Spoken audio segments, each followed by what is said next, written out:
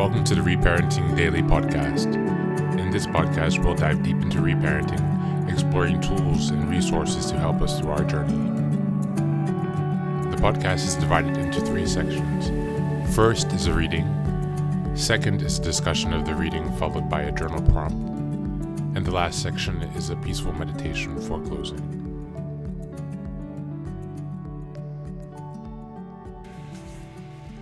Today's reading is from Complex PTSD, Surviving to Thriving by Pete Walker. We're on chapter 13 in the section Meeting Healthy Narcissistic Needs.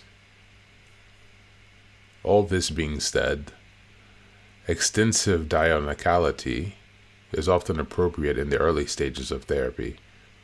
And just as a break, from the reading, the earlier section discusses diagonicality. Diagonicality occurs when 2 conversing people move fluently and interchangeably between speaking, an aspect of healthy narcissism, and listening, an aspect of healthy codependence. Such reciprocal interactions prevent either person from polarizing to a dysfunctional narcissistic or codependent type of relating. And now we'll go back to the reading again, that meeting healthy narcissistic needs. All this being said, excessive dialecticality is often inappropriate in the early stages of therapy. This is especially true when the client's normal narcissistic needs have never been gratified and remain developmentally arrested. In such cases, clients need to be extensively heard. They need to discover, through the agency of spontaneous self-expression, the nature of their own feelings, needs, and preferences and views. For those survivors whose self-expression was especially decimated by their caregivers, self-focused verbal exploration typically needs to be the dominant activity for a great deal of time. Without this, the unformed healthy ego has no room to grow and break free from the critic. The client's healthy sense of self remained imprisoned beneath the hegemony of the outsized superego. This does not mean, however, that the client benefits when the therapist retreats into extreme polarized listening. Most benefit as early as the first session from hearing something real or personal from the therapist. This helps overcome the shame-inducing potential that arises in the one see, one unseen dynamic. When one person is being vulnerable and the other is not, shame has a huge universe in which to grow. This also creates potential for the client to get stuck, flashing back to childhood, when the vulnerable child was rejected over and over by the seemingly invulnerable parent. Consequently, many of my colleagues see group therapy as especially powerful for healing shame because it rectifies this imbalance, creating a milieu where it's not just one person who is risking being vulnerable. Thank you for being here. That's today's reading. Be well.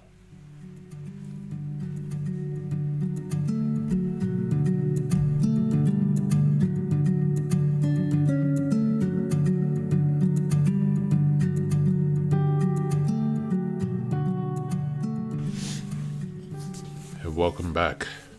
Welcome back today. Good morning, good afternoon, wherever you are. Meeting healthy narcissistic needs. As we're going through the reparenting phase, this is something that we also have to be mindful of and cognizant of. How were our narcissistic needs met, the healthy ones? Our need to be heard, understood, to have ourselves reflected back, for someone to take that time to absorb our projections, and then to still treat it with care, respect, dignity, and reflect ourselves back to ourselves. That's not something that most of us had if you're listening to this podcast, I would assume. And so we have a challenge on our hands. Our normal, healthy, narcissistic needs, some of them are going to be developmentally arrested. Self-expression is something that I feel I often struggle with. I think subconsciously there are even some beliefs that I have not even uncovered that are holding back my self-expression, but I know it's from the lashing out, and I expect more lashing out and attacks from people because that is what I received from my mother. And so psychologically I'm projecting that onto situations and behaving in situations and putting myself in situations where it's more likely to happen, and the cycle continues and I'm stuck in hell.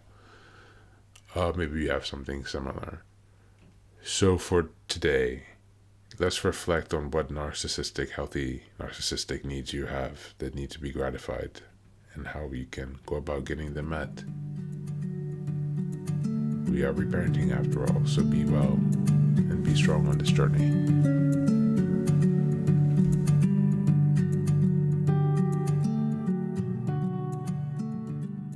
And now, let us move on to the final section, the meditation. This is an unguided meditation. I will simply provide some music and you can take some time to relax. Please feel free to choose a location and a place where you feel safe and where you can be undisturbed for the next 10 minutes. You can choose to be sitting down, standing, as you like, wherever you are most comfortable. Thank you for being here and enjoy the meditation.